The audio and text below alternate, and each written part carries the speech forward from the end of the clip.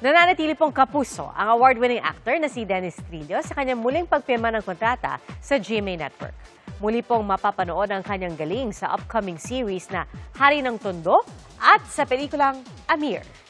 Narito ang showbiz saksi ni Nelson Canlas. Sa mahigit 2 dekada ni Dennis Trillo bilang kapuso, di may kakailang tumatak ang marami niyang roles. Sa pelikula naman, di malilimutan din ang kanyang pagganap sa Green Bones.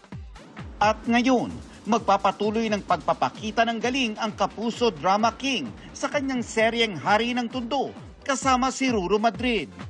At sa GMA Pictures and GMA Public Affairs MMFF 2026 entry na Amir, na inaasahang aantig sa mga damdamin ng mga viewers. Sa dami ng projects na nagawa mo, ano yung one single learning mo as a person?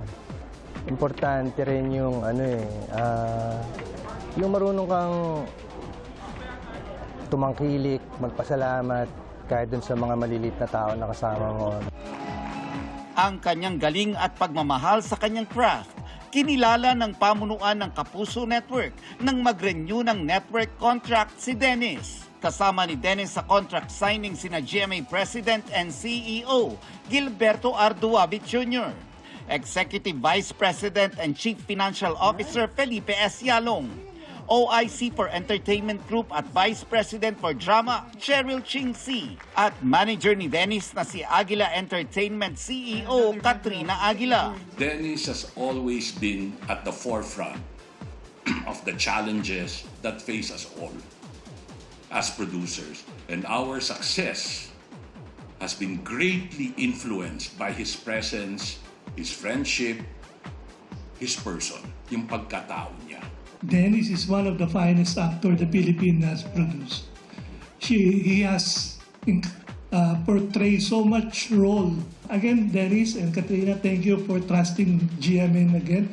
And as stated by our president, at least a decade more to come.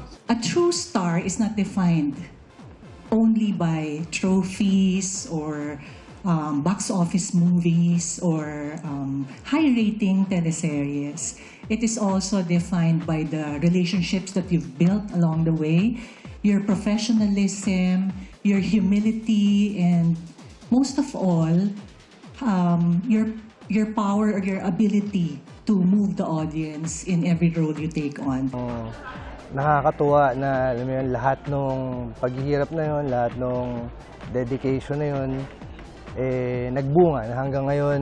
Nelson Canlas ang inyong saksi